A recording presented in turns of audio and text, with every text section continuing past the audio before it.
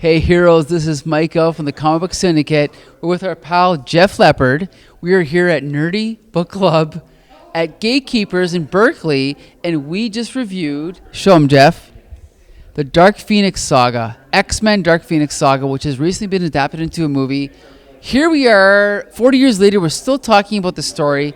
Jeff, tell us, why does this story stand up after 40 years? I'm a sort of a certain type of audience because I grew up I'm not quite old enough to have read this originally, but I grew up with this kind of X-Men and the type of stuff that Chris Claremont was doing here, and I loved it.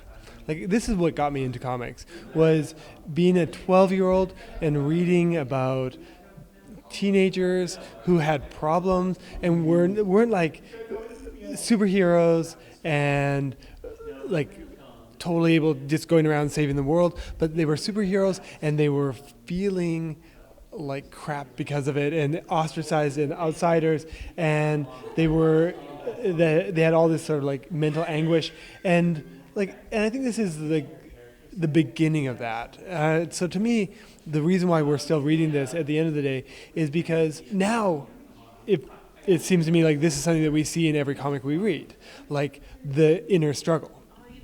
But it feels to me like probably in the 60s and 70s, that's not what comics were about. And so, like, I love the fact that these comics are as much about what is going on inside the characters as what's going on outside. And really, that's what this is at the grandest scale, what's going on inside this character taken to a disastrous level. They loved it. They loved this book, and you did not like it, correct? Yeah. Okay, Joy, let's talk about why you didn't like it first. Well, there's a lot of reasons why someone wouldn't like reading Claremont. It just doesn't. I'm a grown-ass man, and I can't get into that kind of language anymore.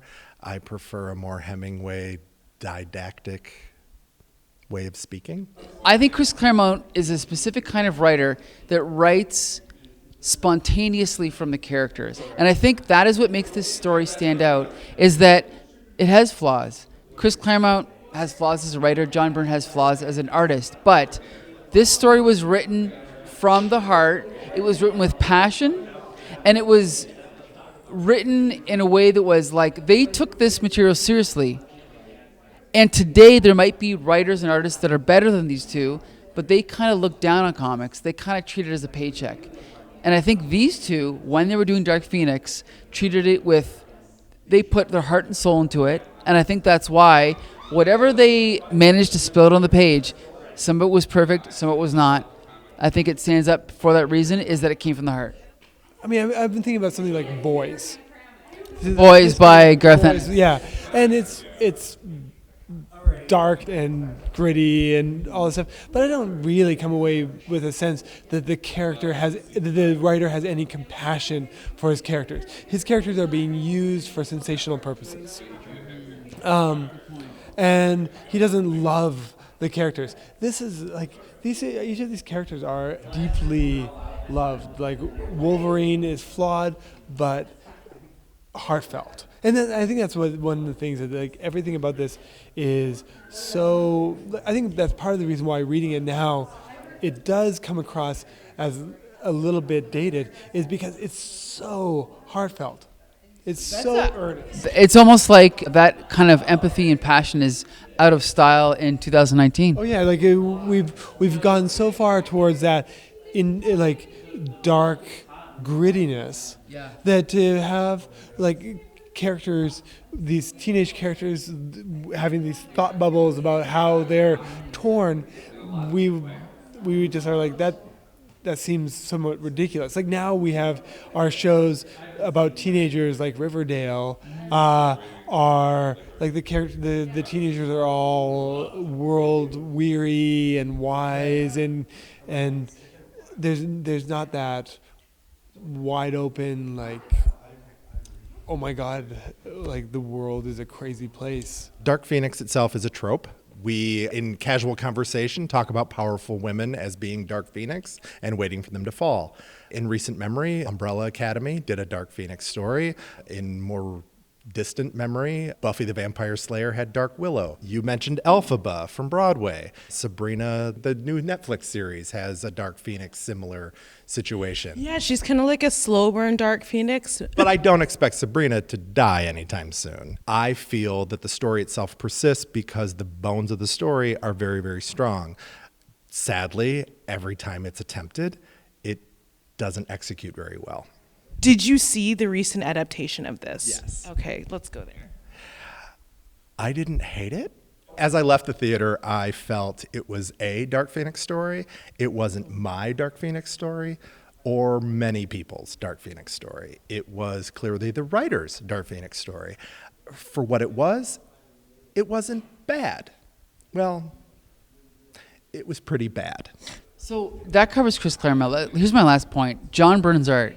What do you think about John Byrne's art? Because I grew up loving John Byrne's art, and then one day it kind of clicked in a negative way, and I realized I didn't really like it. I think his anatomy is inaccurate, which is fine because a lot of comic book artists have imperfect anatomy, but I just think his stuff is really repetitious. If you look at the layouts, are a little bit pedestrian. I do think he's a clear storyteller, I'll give him that, but I think a lot of the praise that he gets actually should be directed to Terry Austin's inks, which it gives a lot of detail. When he went on to ink himself in Fantastic Four, you found that he was not as good an inker on himself as Terry Austin was inking his art. So what's your opinion of John Byrne? I'm not as versed in all the different mainstream comic book artists as you are, but I think I feel like there are a few people that you would be able to say are as iconic.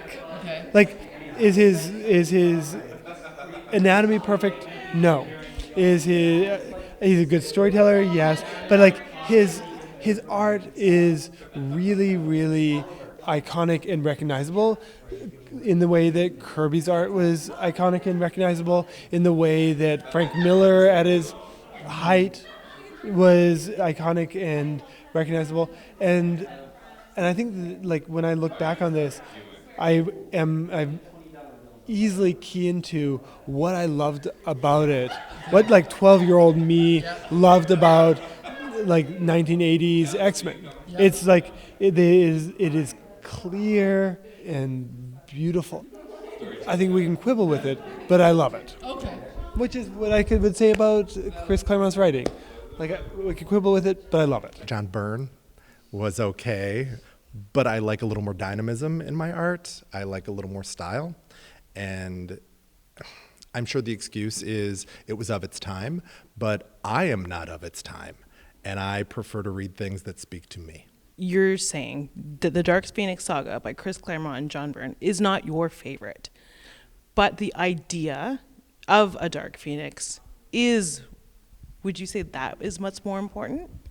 Yeah, I think the idea persists. I think the concept, the idea of a strong heroine that is stronger than anyone really grasps or is capable of understanding is both scary and also awe-inspiring and something that a lot of people just grab onto. Why do you think that it's only women that are portrayed in this sort of it's like a feminine energy that it's portrayed in this sort of way? Like, in my mind, while we were making points about our favorite Dark Phoenixes in other stories, I couldn't come up with a male who had sort of a Dark Phoenix journey. Like, I don't know if you have one that... I can't think of one, but I think the reason that they're always female is because they are male writers. Do you recommend this comic? Absolutely. This is one of the comics that anyone who is into comics and comics history should read. I recommend it too. If you love comic books, this is an essential artifact of the late 70s, early 80s. Absolute pinnacle of that Totally time weird, period. Totally great. Yep. It was written for 10-year-olds in 1979 and written by adult men. So, knowing who it was intended for, would you recommend it to like a 10-year-old boy today? Absolutely not.